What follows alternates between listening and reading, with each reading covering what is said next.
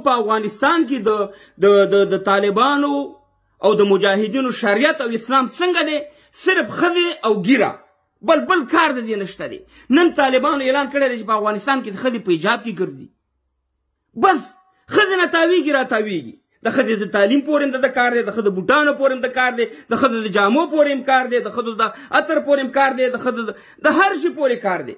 بل کار دی نه دی. عزت مهربانه یا خو داسې کار وکړئ چې امیر المؤمنین اعلان وکړه سبا نه چې په افغانستان کې د چا لور خور کېږي بس سر یې کټ کوه ختموه چې دا ښځه ذات په افغانستان کې ختمه شي. یا دغلته د یلمن ډاګونو ته که یا داسې قندهار ډاګونو ته که او د دې پنجاب نه ایټم بم واغله د پاکستان نه د هغې دا ایټم بم به معلوم شي چې څومره اثر لري او دا ښځې راغونډې کړه غونډې د دې په سر باندې ورګزار کړه چې ایسته دا ښځو نه هم ختم کړي چې د میندو د خویندو د بچیانو د ښځې ذات په افغانستان کې بالکل ختم شي. یا پې جهاد اعلان کړه چې چېرته ښځه ګورې په دا ټک په دا سر یې ولئ، ځکه چې تاسو سره خو بله برنامه نشته.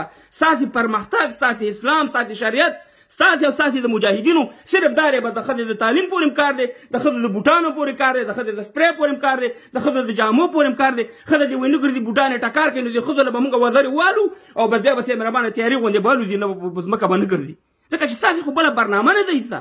و د خدای په لحاظ باندې د افغانستان موږ د شریعت یا موږ د حجاب خلاف نه یو. افغانستان کې خو دې ښځې ټول په حجاب کې همو ته راباسي نه، دغه ټول مسلمانان دي، دغه ټول افغانان پښتانه په اسلام او په قرآن باندې ځانونه وژني. نو څه ضرورت دی د دې فرمانونو چې تاسې اعلانوئ؟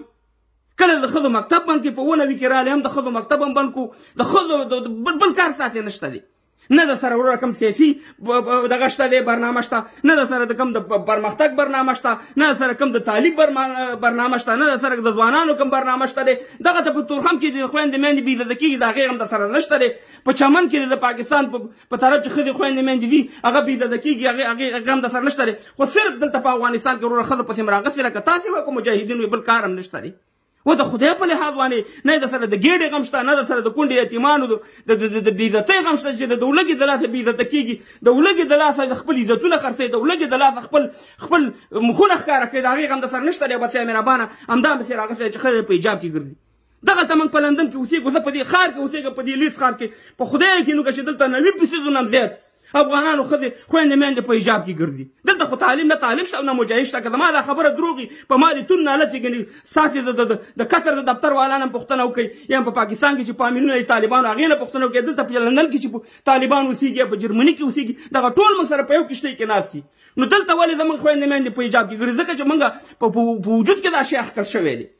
زموږ خویندې میندې خو دې په حجاب کې ستاسې ضرورت دی چې هغه فرمانونه تاسې راوباسئ لکه هغه د خلقیانو غونډه کې چې په جمعه کې وروره فرمانونه ایسته راایسته لاړه ځانونه خلک تور کړه، لاړ وروره نفرتونه یې جوړ کړه. ستاسې بل کار نشته دی. حجاب او ښځه دې مکتب ته نه ځي، بس همدا ښځه ده او ګیره ده، بس تاویږه طالب جانه، بل کار خو ته نه لري. بله ورځ ما ته وایي طالبان ما ته لیکي وایي چې ته د علماو په خلاف یې او تا بله ورځ چې د اختر اعلان طالبانو کړی تا د علماو په خلاف باندې دغه کړی ویډیو کړې وه. موږ د علماو خلاف نه یو، د علماو په خلاف باندې خو تاسې هستئ چې د اشرف غني صاحب حکومت د دنیا هر مسلمان هیواد که مکه وه که فلسطین و که بنګلادیش و که هر د مسلمانانو علماو ټول راغونډ شو. تاسو ته ویل په افغانستان کې جهاد نشته، په افغانستان کې جنګ ناروا دی. تاسې هغې علماو ته څومره بې حرمتي او څومره بې عزتي وکړه. هر یو علماو باندې تاسې د ټرمپ او د بوش ټاپې ولګولې. موږ خو ستاسې علماو ته د بوش او د ټرمپ بچي نه دي ویلي، تاسې د هغې علماو ته د بوش او د ټرمپ بچي ویلي. موږ خو تاسو ته په احترام سره یو نیوکه در باندې کوو او تاسې د هغه علماو چې غټ علما چې د هر ځای وي علما د هغې دا نه ده چې د پاکستان دي یا د افغانستان دي یا د فلسطین دي یا د هر ځای دي. موږ دپاره ټول علما یو شی دي. تاسې علماو ته ټرمپ بچي ووایئ او تاسې باندې خالي موږ نیوکې کوو. نو زما دا اعلان دی چې طالبانو مشرانو ته داسې شیونه چې تاسې کوئ تاسې سره به ولس ډېر واټن پیدا کوي، ځکه تاسې کوم اسلام دی؟ یا افغانان وروسته تاسو ته نه وایم که دغه اووه تنظیمونه او که دا طالبان دي د دې هر یو بېل اسلام دی. که ته طالب په تبه ته مسلمان شي بل تنظیم وایي ته زما په تبه مسلمانېږي. موږ د الله او د الله د رسول چې کوم اسلام رالیږلی په هغې باندې روان دي، د خدای په لحاظ باندې بل کار نشته. د ښځې د تعلیم غم وکوئ، د هغې د نفقې غم وکوئ، د یتیمانو د کونډو غم وکوئ. موږ د حجاب نه قربان کړي. حجاب بالکل راغلی خو د افغانستان خلک خو ګرځي په حجاب کې. د افغانستان خو خویندې میندې خو په حجاب کې سبقونه وایي مکتبونو ته ځي د هغې فکر راسره نشته به د ښځې پسې دی راغستې دی عمرابانه کله د عطرو پورې کار لري کله د جامو پورې کار لري کله د سنډلو پورې کار لري به د دې نه دا ښه ده چې بس جهاد اعلان کړه د ښځو په خلاف باندې چې افغانستان کې چا ښځه لیده په د ټک په دې سر یې وله یا د افغانستان نه دیره کړه یا ځان له غټ جومات یې جوړ کړه خلاص کړه دې ښځو نه دا څه ریشخان هم راغستی دی تاسې موږ یو مسلمانان بیا مسلمانان کوئ